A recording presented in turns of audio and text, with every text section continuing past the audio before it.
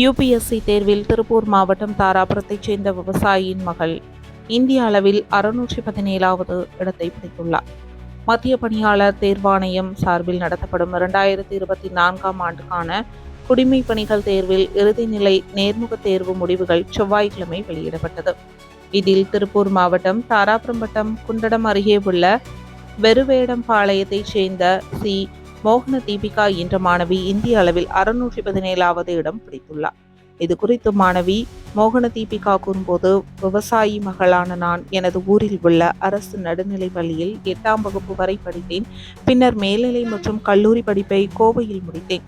எனது குடும்ப சூழ்நிலை காரணமாக அரசு தேர்வில் சாதிக்க வேண்டும் என்ற கனவோடு யுபிஎஸ்சி தேர்வு எழுத தயாரானேன். இதற்கு எனது பெற்றோர்கள், ஆசிரியர்கள் மற்றும் நண்பர்கள் உறுதுணையாக இருந்தனர்.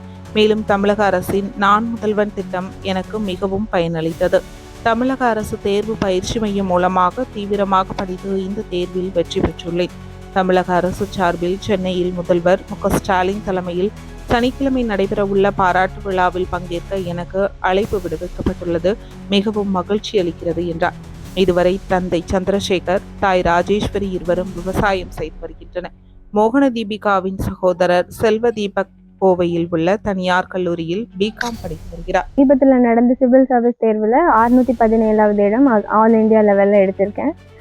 நான் இதுக்கு என்னோட பேரண்ட்ஸ் அண்ட் ஃபேமிலிக்கு நான் ரொம்ப தேங்க் பண்ணிக்கிறேன். பிகாஸ் இந்த 3-4 இயர்ஸ் ஆஃப்டர் காலேஜ் எனக்கு ஃபுல் சப்போர்ட் பண்ணி என்னை படிக்க வச்சாங்க. நான் அதுக்கப்புறம் என்னோட ஃப்ரெண்ட்ஸ் அண்ட் சீனியர்ஸ்க்கு ரொம்ப தேங்க் பண்ணிக்கிறேன். பிகாஸ் என்னோட டோட்டல் ப்ரிப்ரேஷன் அப்ஸ் அண்ட் டவுன்ஸில் எல்லாத்துலேயும் அவங்க கூட இருந்தாங்க.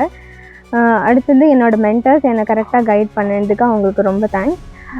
தென் தமிழ்நாடு கவர்மெண்ட்டோட நான் முதல்வன் திட்டத்தின் கீழ் நான் பயனாளி. அது எனக்கு ஒரு பெரிய ஃபினான்ஷியல் பேக்கப் சப்போர்ட்டாக இருந்துச்சு. அதுக்கப்புறம் அவங்க டெஸ்ட் சீரிஸ் ரொம்ப